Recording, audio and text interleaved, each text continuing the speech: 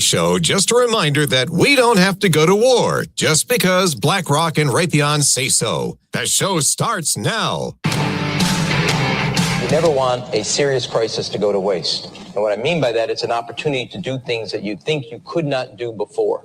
The way we're going to win over the long term is not just militarily. We've got to give them a stake in creating the kind of world order. We have before us the opportunity to forge for ourselves and for future generations a new world order, a world where the rule of law, not the law of the jungle, governs the conduct of nations. When we are successful, and we will be, we have a real chance at this new world order. An order in which a credible United Nations can use its peacekeeping role to fulfill the promise and vision of the UN's founders. After 1989, President Bush said, and it's a phrase that I often use myself, that we needed a new world order, and instead it looks like we got a lot of disorder. Where does the real power lie? The power behind the power. Because it's no longer about who lives in the White House. It's about who owns the White House. All right, welcome to the Daily Show. Oh, we have some really good stuff for you today. All right, I did my interview with Dr. Ron Paul this morning because there was some time issues, and so I thought, well, I'll just do it live because why not? And I could have done it recorded and played it tomorrow, but you can just catch it now. So my tomorrow show, I did this morning. So there you go. And really appreciate you tuning in. There's so much to talk about today. I'm actually kind of excited. We're going to make some connections really to things and just there's just so much, right, Melissa? There's so much to talk about. So we got to get rolling. How are you, Melissa? Melissa, where is Melissa? Okay, now let's see. Where is Melissa? Melissa, you there? Oh, I'm here. Oh, weird. Okay. That is really bizarre. Okay. For some reason you're coming in on a different channel and I have no idea why. But you know what? Who's to question? Because I know nothing about tech. So I appreciate all of you tuning in. There is a lot to talk about and connections to be made and all kinds of things to say. So this will be interesting. Please put your comments up if you're on Facebook, YouTube, X, or Rumble. And then also share this show with a friend, like and subscribe. And there's a lot of video, like short content videos going up. And so share those. They're really important that we wake people up. There's just not enough of us. And I did want to say just right out of the gate, there were two headlines that were really kind of fascinating to me because they were just straight up lying, which you and I both know is not strange because it happens on the daily. But I just wanted to just point it out real quick. This is number one. Europe could face fuel shortage by April as Iran throttles supplies. Okay, says anonymous Shell boss. Okay, the gasoline company. So Europe could face fuel shortage by April. Like we're just right almost to April, right? As Iran throttles supplies. Okay, what is the truth of that stupid headline? Europe currently gets virtually none of their gas and oil from Iran because of the sanctions from 2020. So not true. And by the way, at the most, they only got 4% when things were rolling. So not true. Total lie, total bold-faced lie based on fear. Then the second one was nations race to secure enough fertilizer and prevent food crisis. So here's the truth. Only about 20% of the global fertilizer trade goes through the Hormuz at the most. So when you see headlines like this, they're likely making a shortage happen. They're not just reporting that it could happen. They're actually making this happen. Okay. And prediction versus manipulated situation. Then the war in Iran will be blamed as a scapegoat for the super high prices you're about to pay and the shortage of red meat that we keep hearing about and manipulated shortages. But it won't be the actual truth because fear sells. So it's going to serve as a scapegoat, a nice, convenient scapegoat. And then remember the shortage of oil in the 70s, completely manipulated and lied about. But I don't think people really understood that. And then using Iran as bait for the headlines, in the headlines for over 50 years. Yeah. And they've always been 2 weeks away from getting a nuke for 50 years. So I just wanted to kind of go through 2 headlines, point out the truth, because the news is making me insane. All right, enough said there. Melissa, what are we chatting about today? Well, let's start out by talking about Pokemon Go. Oh, that's a fun thing. Okay, yeah. I want to hear about this. Were you ever a player of Pokemon Go? No, I'm not a video game player. I'm not a Pokemon player. Yeah, it's just those things just really bug the crap out of me. But go ahead. Me neither. I did not ever get the allure of it. However, my kids have played it. Yes. And when it was all the thing, they were all over it. They thought it was way fun. Okay. Right? So for those that don't know what Pokemon Go was, you used your phone and you held it up in your environment, wherever you were. You used the camera on your phone. The app for the game would actually insert the Pokemon characters into that environment. Okay. And then you would look for them. So you're using your phone to scan around in the environment to find Pikachu or to find whatever. Fake Pikachu? Yeah. Whatever the character was that you were looking. Here's your fake high five for finding fake Pikachu. So it was just meant to be a game, right? Right. Well, Niantic Spatial, the company that created the game, has announced that they are now in a partnership with Coco Robotics, a company that specializes in short distance delivery robots for food and groceries. What? So what they have done at its height, there were 230 million monthly players. This is back in about 2016. Okay. There were about 230 million monthly active players playing Pokemon Go. And they've taken all the data about all the locations that all those players were. Yes. That all went into a big database. Okay. All that information about the street level, about buildings, about everything, that whole environment, everything you were looking at in your camera got saved. I'm in shock. I'm in literal shock.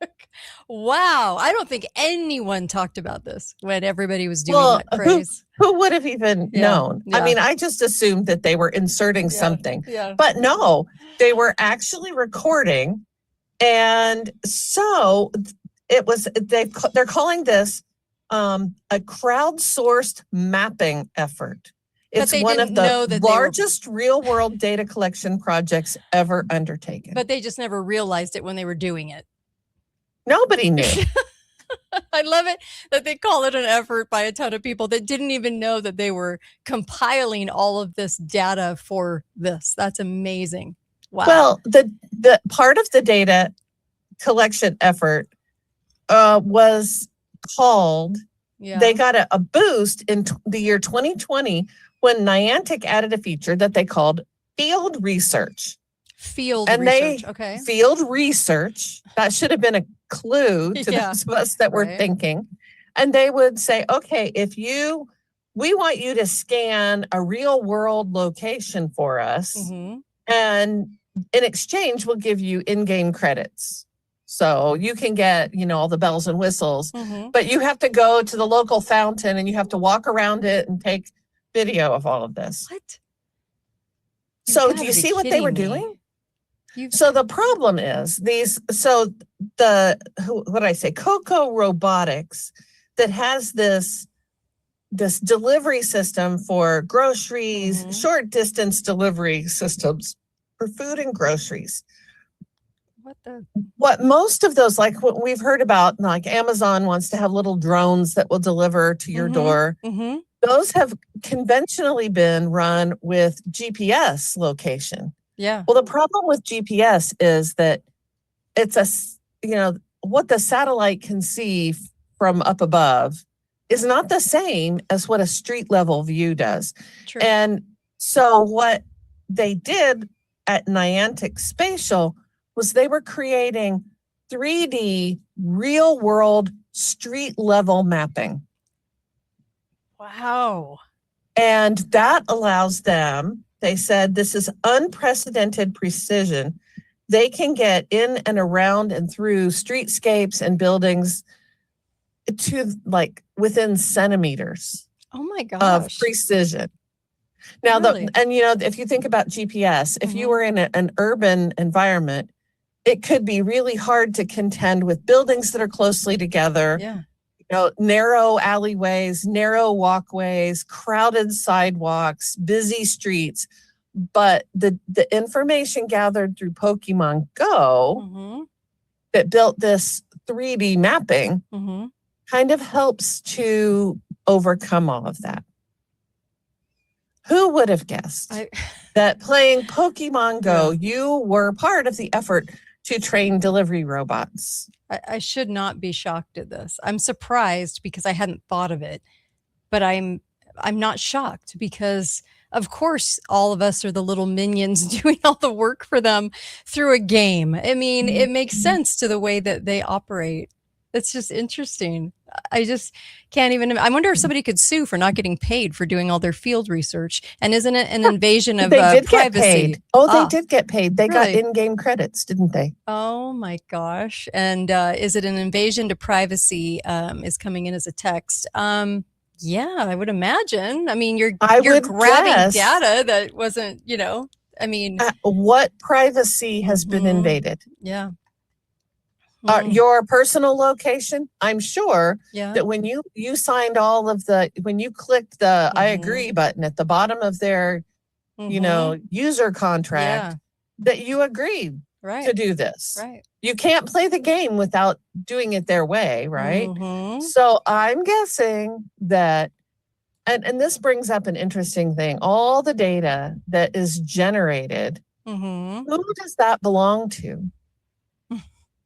And just recently I had a conversation about, when I store I take all my photos, my phone, clogs up with all my personal photos. So I move them over to a Google Pics drive or an Amazon drive or a whatever drive. Who owns those pictures? The pictures you post on Facebook, that goes around periodically. Guess what? When you post a picture on Facebook, Facebook owns it. When you download your personal photos off your phone onto a Google Drive, onto a Google Pics, now Google owns those images. Or Amazon owns those images. They own the data. You gave them permission by putting your stuff there. It's amazing. It's totally amazing. I mean, so if you want, I would be much more concerned about Google owning my personal images than I am about Pokemon Go with pictures of a water fountain in my town. Which one of those is a bigger breach of my data, my security? For sure. And however, I have to wonder whether all of that Pokemon Go data was imprinted with exactly who the user was that did it. Ouch. And I'm guessing it probably is. I would imagine, yes. I mean, honestly, I had to get a new phone and now it says Apple Intelligence on it. Did anyone notice that on the new phones? It says Apple Intelligence, not just Apple anymore. Well, here, we'll add one more layer. Do you know, here's another thing that we maybe have not realized was a data collection tool and a training for AI. When you get those CAPTCHA tests, they say, okay, you get maybe, 3, 6, 9 images. And they say, click, we have to determine whether you're a human. So click on all the things that have a traffic light in them. And, you go through and you're like, oh, is that the edge of a traffic light or not? We can't tell. Right. Okay. So those little tests that are asking you to identify images of a bicycle or a traffic light or a crosswalk, whatever it is, they have long been suspected that those are training artificial intelligence vision models. We're teaching AI through our eyes how to recognize those things. So that's scary enough, right? We're actually teaching and training them. It just makes me kind of sick.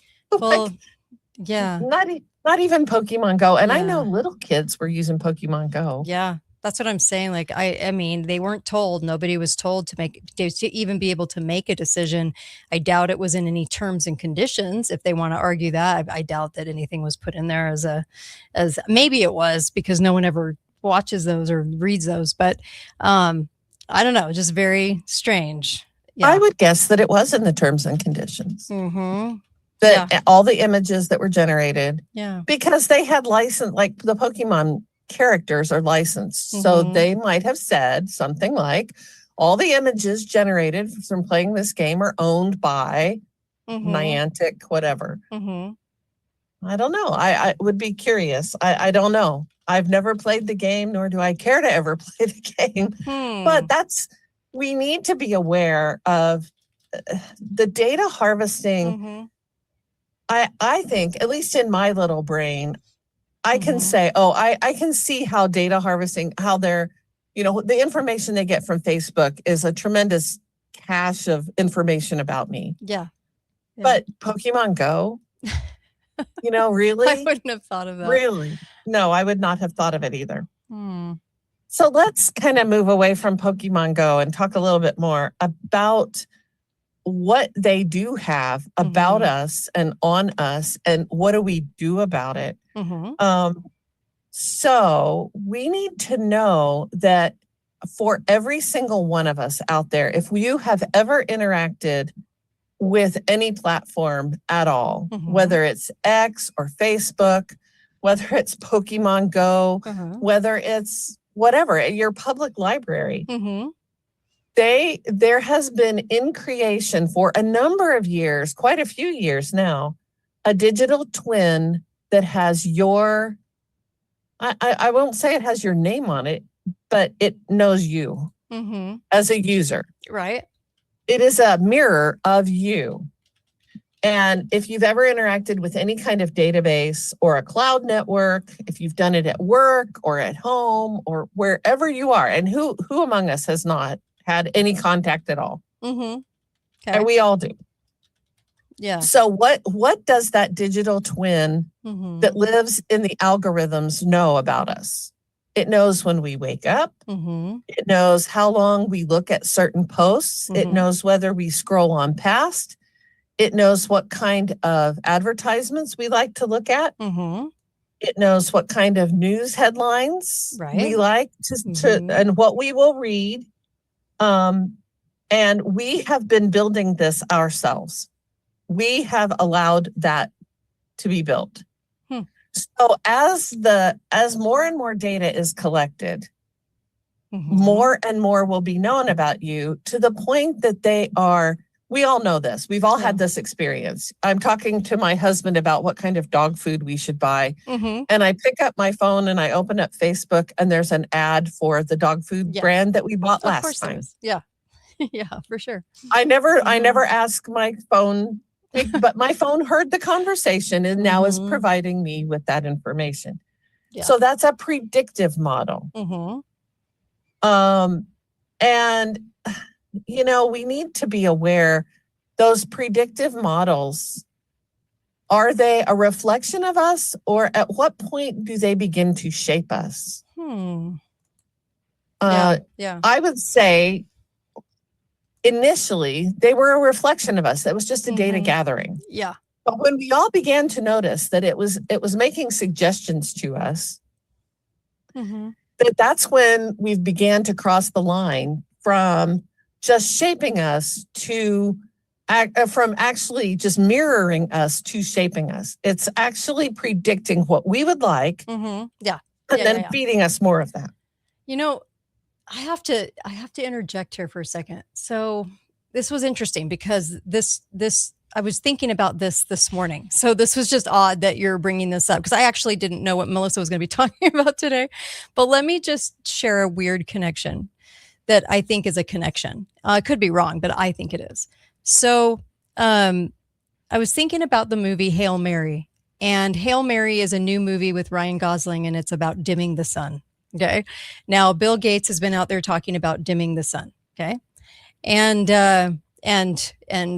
I think we all kind of understand some of the ramifications of that would not be good for us. Okay. When you're messing and trying to play God and you're messing with that, it's not going to be good. And then it was weird because I was thinking about the cloud. You had just mentioned the cloud. And I was thinking about the cloud earlier this morning. And this was so strange. But I've said on the show that they have these certain words they use, right? And one of the words was windows, and naming windows as a window into everyone's home, into everyone's life. Okay. And that Windows was named for Windows, and Kindle was actually named for kindling, like a book burning, because once you get books onto electronic only, and you kind of get rid of the written word, right, it's easier to manipulate. So kindling was kind of a nod, and actually Bezos did give this a nod publicly, describing this in the very beginning as kindling, as like almost like a book burning, okay, for the new technology, okay. So then I was thinking about the cloud, and I was thinking, here we are with these movies that sort of predict, right, give us the future, and always want to take the story and curtail it to a different direction. And then I was thinking about clouds, and it's interesting that they named it the cloud, because what they try to tell you if you ask about the cloud is they try to go, oh, when you're just drawing a circle and that circle is just so anonymous and nothingness, and you're trying to describe the internet to somebody in the 80s, but you can't, because you can't describe how it works, so it's just in the air. Well, it's just like a cloud. Like, it's natural, it's temporary, it's harmless. It belongs to everyone, and it's so wonderful, this cloud. So when they're saying, our stuff's in the cloud, what they should be saying, obviously, and you just talked about this, is it's sitting in a data center in a concrete building over there, and you should know that your data is sitting there, and it's all about you, and it just keeps gathering stuff on you. Okay, so kind of interesting that when I was kind of thinking about how they name things and what they do, and does this have something for the future, and it was really like, as they're trying to call it out as so distant and harmless, and oh, we just came up with this. I do kind of find it interesting that if you understand Project Bluebeam, and I don't think it's a theory, that in the future, clouds are reflective, right? And if you shoot enough crap into those clouds, and you're beyond seeding, you're doing a lot of chemical warfare. Isn't it interesting that the clouds would actually make it so that you could reflect those holograms and those types of things? It wouldn't be totally, but it would be helpful. Okay. And I just kind of started thinking about all their word choices. It's like your data, their servers, your sky, their aerosols, and then how they have aims in the future agendas to manipulate those things. And I don't think it was any mistake or any kind of frivolous thing that they called it the cloud. I think all things have an end game in the New World Order. As we started out with that clip, I think all things sort of tie in together. And, they were never going to say, surveillance infrastructure, because that would freak you out. So they just go, it's in the cloud. Like, it's just up there like a little angel.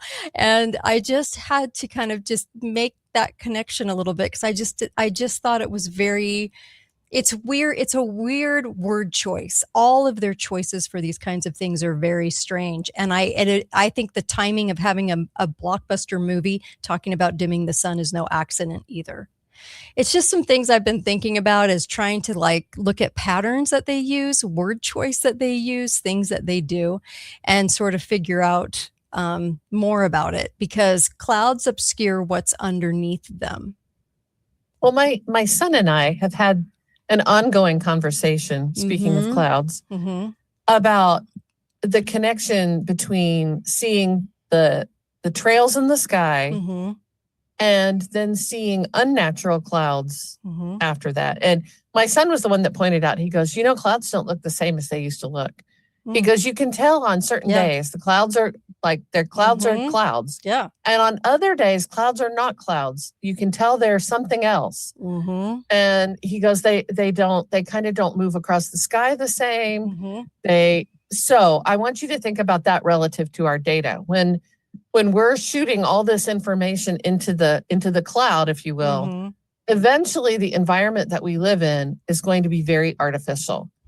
And so a lot of people with privacy concerns, and I've even said this myself, well, I don't have anything to hide. And I would tack on the back of that now. Yeah.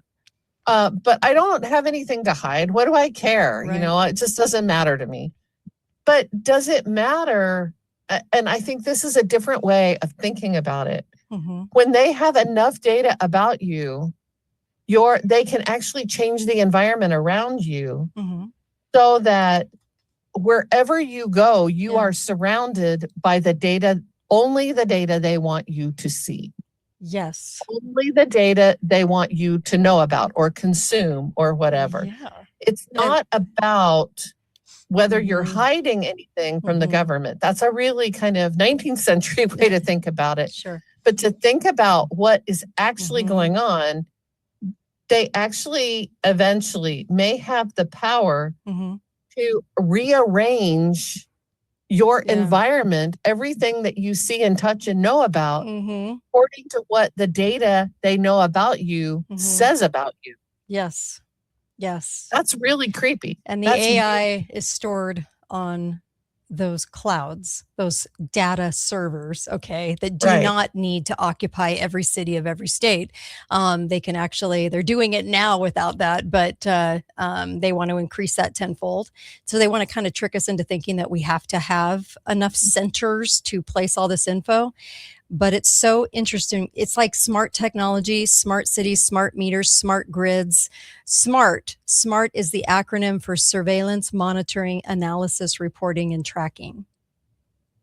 That's ugly. Smart cities, smart meters, smart grids. I'll say it again. SMART. S-M-A-R-T. Surveillance, monitoring, analysis, reporting, and tracking. They always have told you what's in the name. And I find that kind of interesting. It's almost like digital twin, right? And then I know this is going to sound crazy. It's okay if it sounds crazy because it's just bizarre. But how many people look like twins in Hollywood? Very, very weird. Very weird. There are more sets of twins in Hollywood that look exactly alike than anywhere else on Earth. Just had to throw that out there for those of you that want deeper rabbit holes. But very interesting, all the stuff that they're using. So the smart thing is crazy. The fact that they called it the cloud, I just think we have so much moving in that direction of sort of hidden things that are coming out. But if you're awake, you probably can see how they're going to utilize these things. I just don't think there's any accidents. I don't think they just go, let me just name that because a cloud's puffy and white. No, I think it's far bigger than that. I do. Well, think about right now, if you have a Spotify account, does your Spotify account suggest, does it suggest music you might want to listen to that matches your mood already? How does it know what your mood is? Right. Does it suggest other, and we've seen it on like Netflix when they make suggestions to you, like here's a movie you might like. Here's the next 10 movies that you might like. And then they ask you, do you agree? So it's learning your preferences. You are providing the data for them. And so on one hand, we can all just say, oh, I like the convenience of that. I like not having to sift through 3,000 really bad movies on Netflix to find one I might like. We like the convenience of it, but, and is that super private? I don't know. Privacy, what does privacy, we're going to have this conversation. What is it to be private? Because I'm telling you right now, that you do not own the digital version of you right now. The data collection people, they are the ones that own your digital twin that lives in the data center. Fascination with twins. Why do they need a digital twin? Well, because the digital twin, it's us, it's me. There is a version of me that lives in an algorithm somewhere that is making those predictions for me. That means a version of you could be weaponized. Well, let's say this too. Let's talk about what happens when the data that it's gathered isn't exactly correct. What happens when it analyzes, I go in to get a mortgage for a home loan, for example. Yeah. And they say, oh, she's female. And we can see all of her buying habits. She's not really good at making those decisions. And it will be based on an algorithm. There's no desk jockey sitting there going, oh, look at her, she doesn't qualify. Right. But they're going to have all these data points that are predictive about whether I would be a good risk or not, or how much interest I can pay, or whether I have a good enough job to pay for it. That is what happens when I go to the grocery store and I put a piece of something in my cart and it says, well, the price for you, honey, should be $10 for that pound of hamburger because we know you have the money to pay for it. And I want it to say it like that in a Karen voice. We know you have the money, honey. But we've heard that. That's been rumored around. Right. Flexible pricing in grocery stores. I don't think we can even fathom what's really ahead. And I'm not here for doom and gloom today, but I'm telling you that there's just so many things that we're building right now. Melania was pictured with walking in with a robot today, a humanoid robot thing. And it's just amazing that we're not suspicious of any of it. We're just rolling with it like it's no big deal. And it's just the new latest iPhone or new latest tech. On the cloud thing, I just kind of wanted to one more time kind of say to you that, the research that's gone on and what they've found in the sky, because we were talking about cloud, the cloud, barium, which is highly reflective, and aluminum, which is light scattering, image diffusion, and strontium, which is plasma reactivity and color rendering, are things that they have found that have been shot out there and in large volume and would make the situation pretty. It just would make it better if you wanted to maybe present something in the sky that wasn't real. So just to go there, because why not? Because these things have been studied, but I just wanted to throw that out there too. It's kind of creepy, really creepy actually. But anyway, what do you say to all that? It's like, yeah. There's no accidents. I don't want this to be doom either. Yeah, and I know you don't. I'm pretty sure that no matter what, these things are happening. Yeah. There's not a lot we can do there are a few things that we can do. We can actually starve the system of data about us. Yes. We can be more purposeful about what we're scrolling, what we're looking at. Let me take some of these comments real quick. So let's see here. Okay, so they cross hatch the spring. It makes a blanket. Certain parts of the country, thanks LB, certain parts of the country have slower jet streams as well. The SAI blanket moves slower. And if you can look at a global map of IP addresses that hit your site, tell us if you find one in every capital of every state. Twins and triplets, great fascination from the Nazi doctors. Yeah, I know. And I think there's huge rabbit holes with Hollywood and that time period, by the way, what they were doing and what they did with Hollywood after World War II. So just, it can be used to frame you for a crime. It can. So they were just commenting on what you were talking about earlier. Or predictive crime. Yeah. They know that people in your situation are likely to commit a crime. Sure. That's Minority Report. Yeah. I just think predictive we need policing. I think as a populace, myself included, it's hard to fathom how much stuff has been already planned and given given words, and we're slow to take that connection. Like, we're slow to kind of see it all, almost like Windows. Why was it named Windows? There was no reason to call it a window.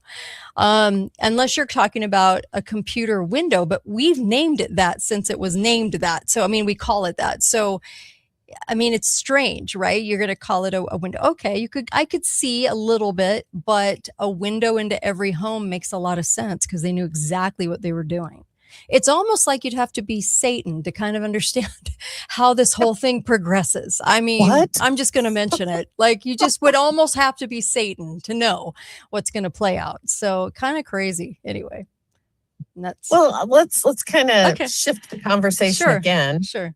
into some things that and these are some things I just attended a seminar and they were talking about this, and I found it to be fascinating, and I had never even considered it. hmm So let's think about what our digital legacy is and what it might be. Okay. And we know that they have this information. We know it doesn't necessarily belong to us, hmm but how will you feel about the creation of, for example, an avatar of you after you're dead?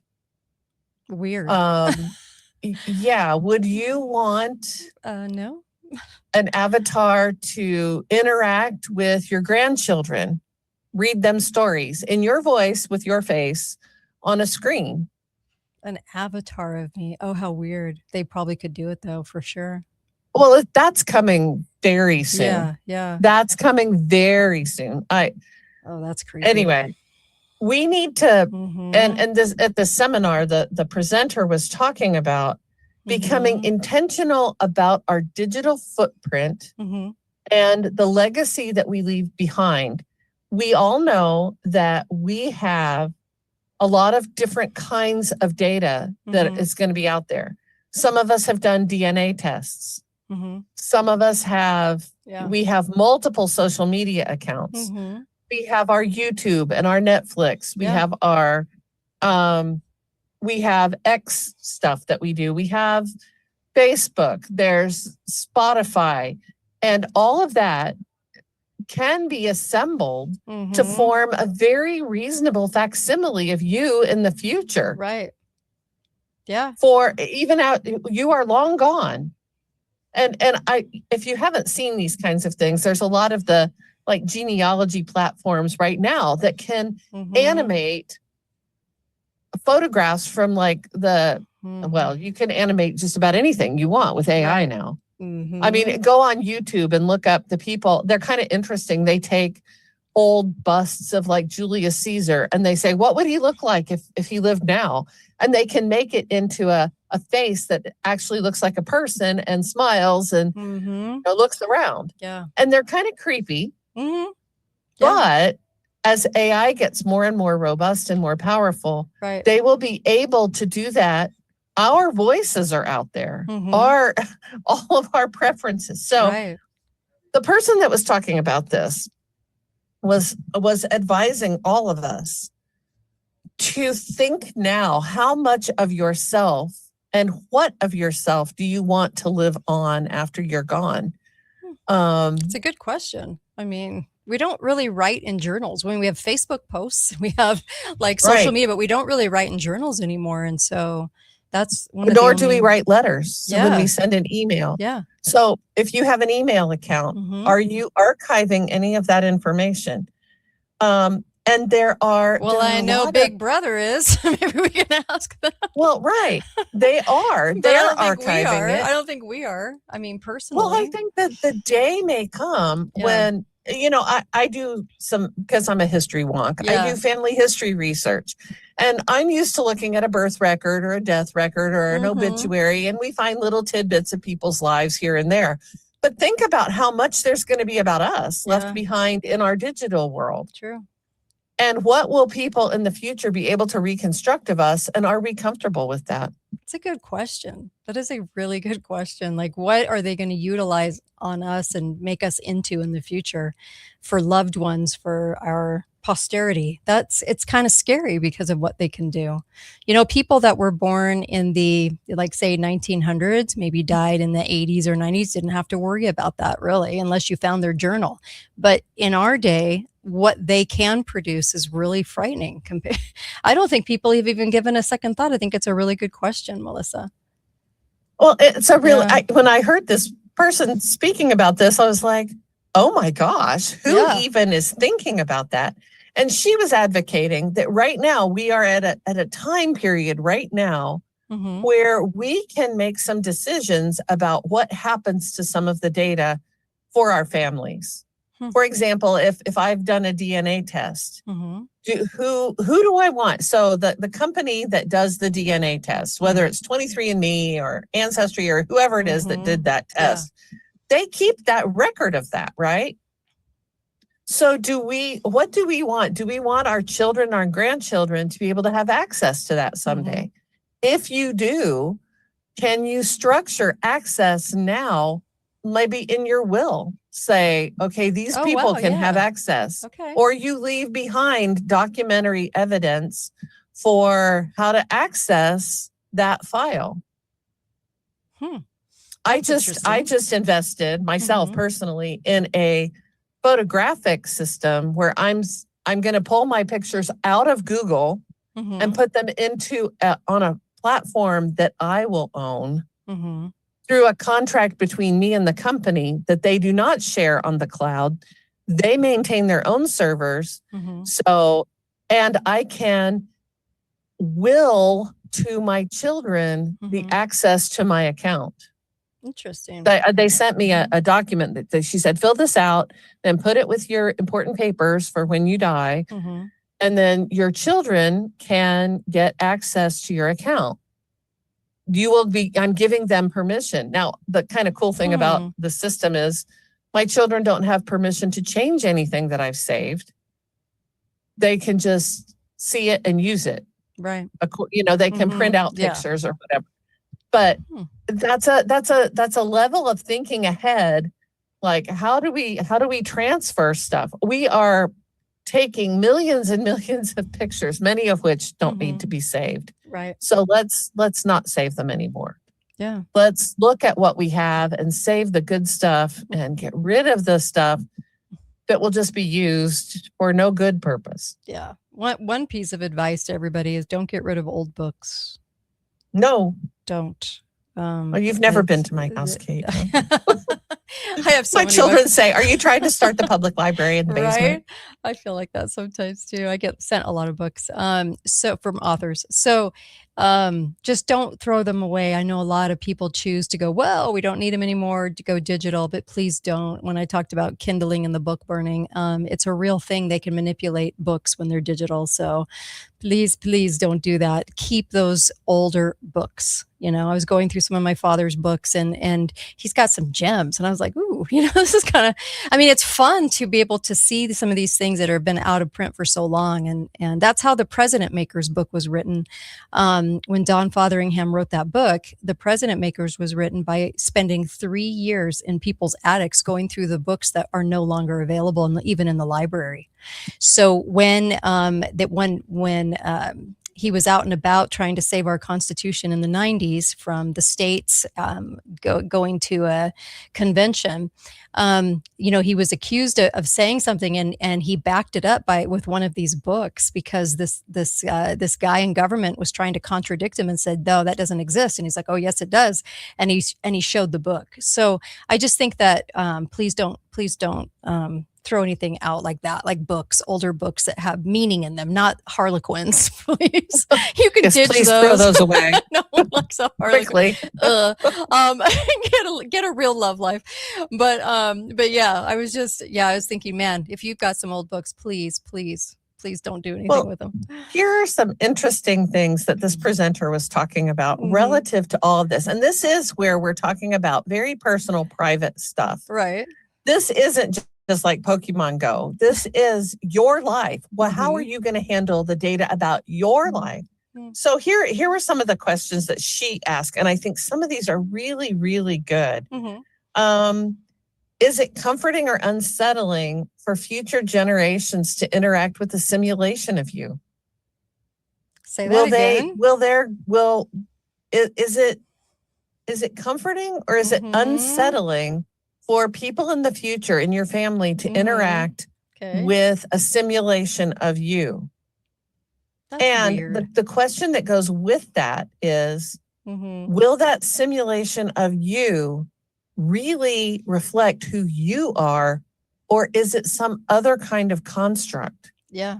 Will it really be the essence of you? Right. I don't know. I don't know the answer to that. Yeah. Will they get it right? Probably not. So it's important for us in some way. Right. For example, no algorithm, no data points can ever understand what it meant to me as a first-time mother to hold my baby in my arms for the first time. Yeah. That is an emotional thing. No algorithm can know that. Right. Can know those feelings and know what that is. No algorithm knows what it's like to reflect upon your life and course correct to be a better person or to make different decisions in the future. Right. It only knows what you have done in the past to predict what you will do next.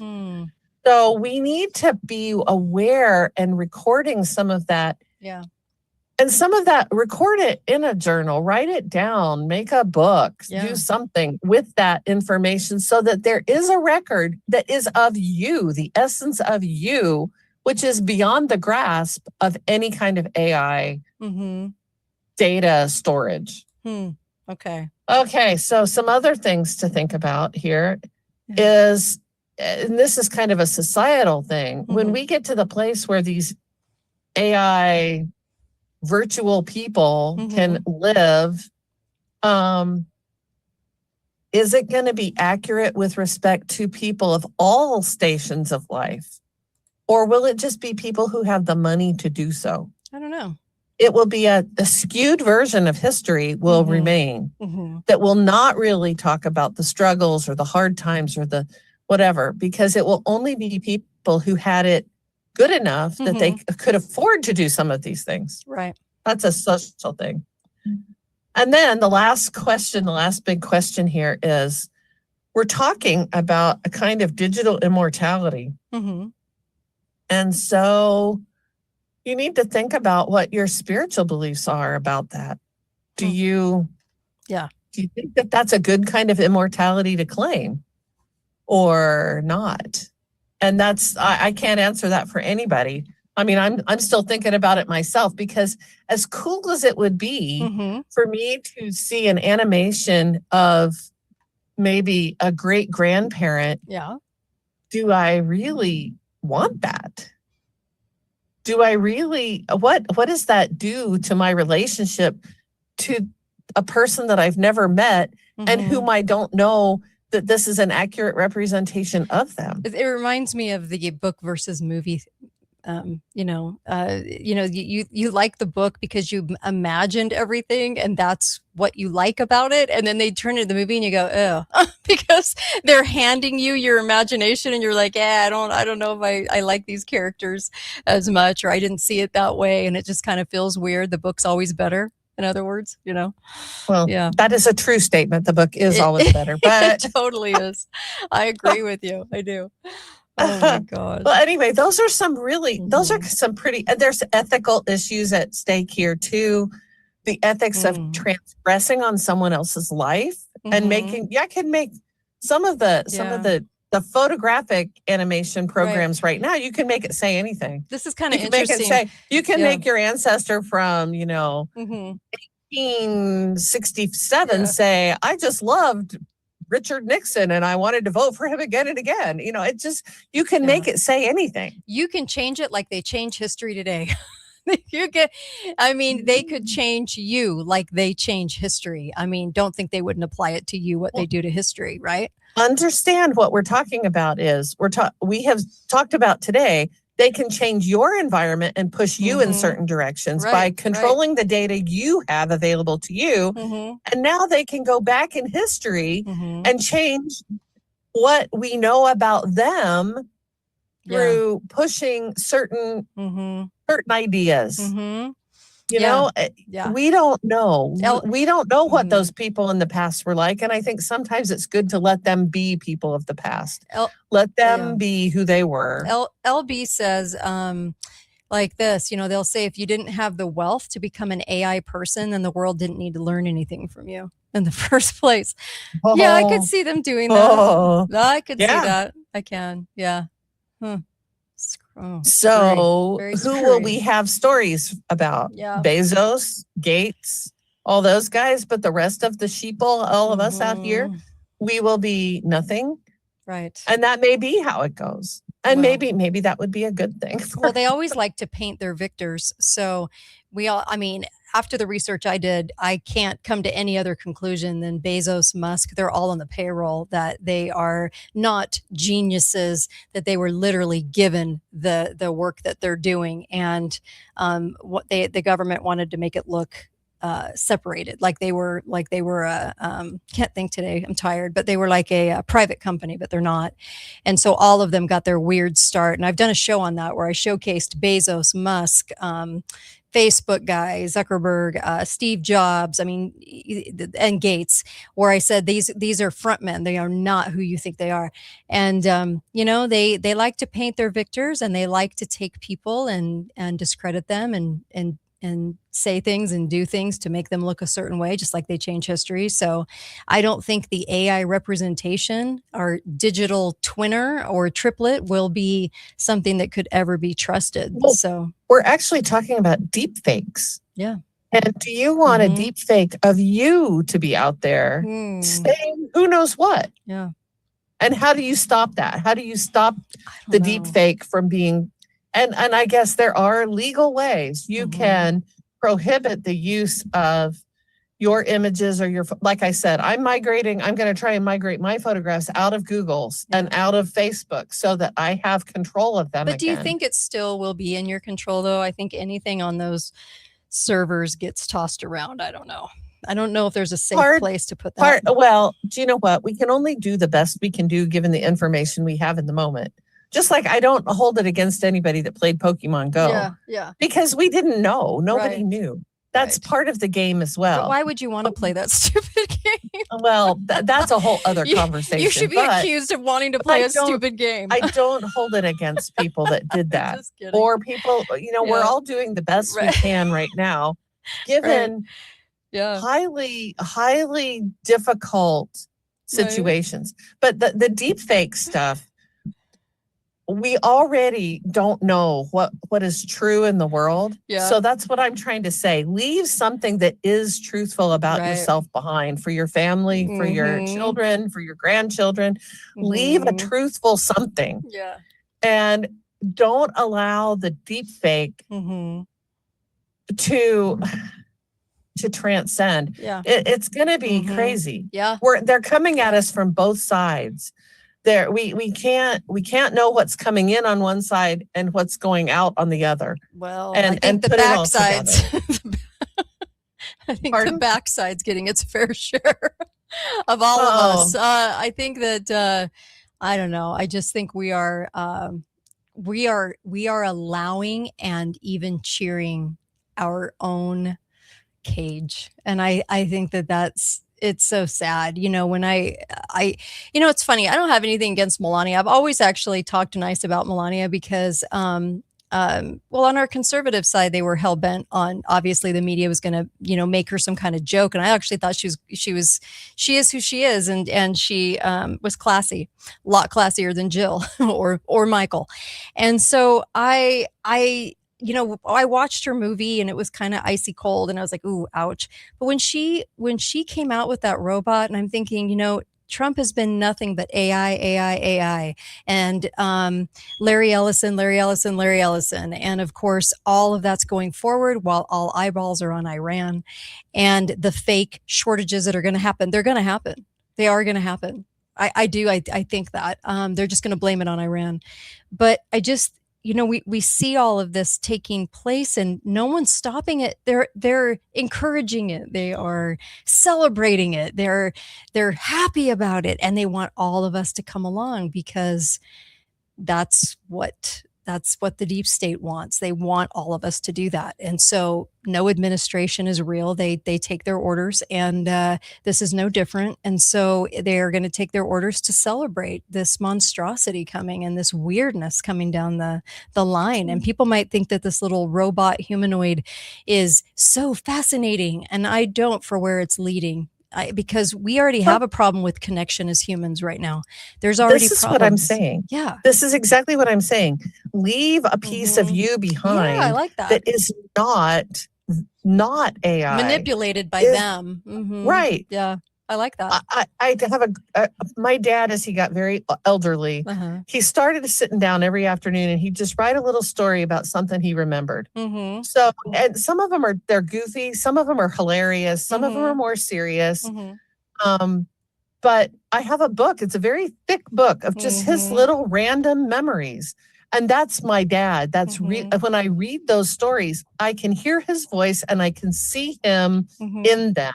Yeah. That's what we need to leave behind. Yeah. Something that's real and tangible in our voice with our emotion, not a digital twin that was created by an algorithm that could predict what kind of dog food I wanted to buy and input but didn't its own really stuff. know me. I agree. And I think the written word, the diaries, I've read diaries from pioneers and going all the way back, centuries. And it's amazing to be able to read their voice, because you can pick up on their voice. You know what they care about, what they write, what they write about. And I think that's honestly one of the only ways to do it is through voice, through writing. And writing is a lost art. Our kids don't know how to write. They don't write. They type with two thumbs, but they don't actually write. What? It's okay. Go ahead and use your word processor, type and print it out. It's still in your voice. Still in your voice. It's still you. Yeah, I agree. There's a variety of ways to do it. But I just think that it's really important that, and we don't really know where AI is headed. Right. The document that we leave behind that it is a reflection of who we really are is going to be important in the next generation, because all that's likely to be left is that AI digital mirror and the predictive algorithm. They would be able, like I said, they'll be able to predict what music we would want to listen to, but they will never know what it was like to be a parent. They will never know what it was like to suffer or to grieve or to celebrate even. Yeah.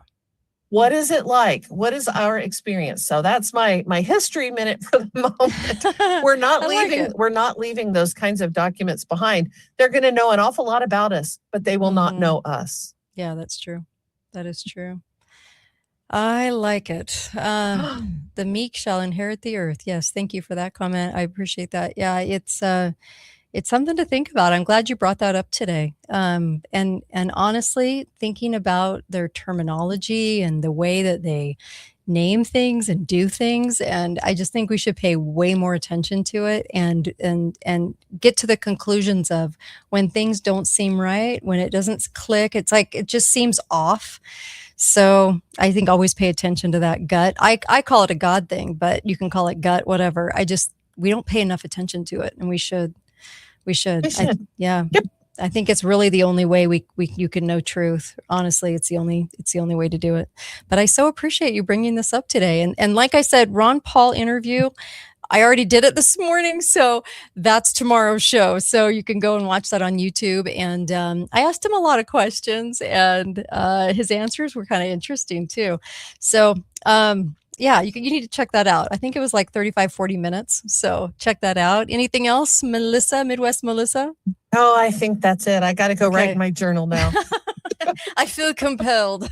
Yes, thank you. I really appreciate you, and really appreciate you for listening in today. And like I said, that there's the movie Hail Mary. Actually, it's getting good ratings, but I was just laughing that it was about whatchamacallit,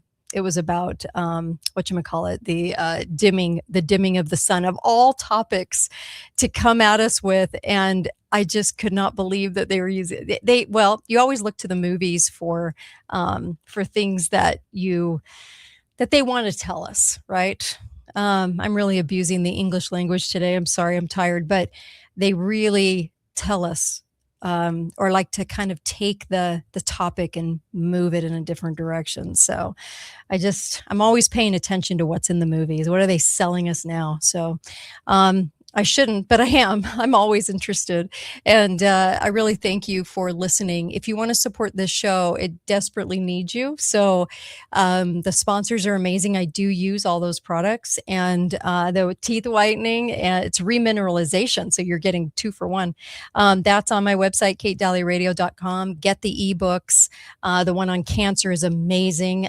This is what to do and how to do it, and cut through all the BS and know exactly what you should do.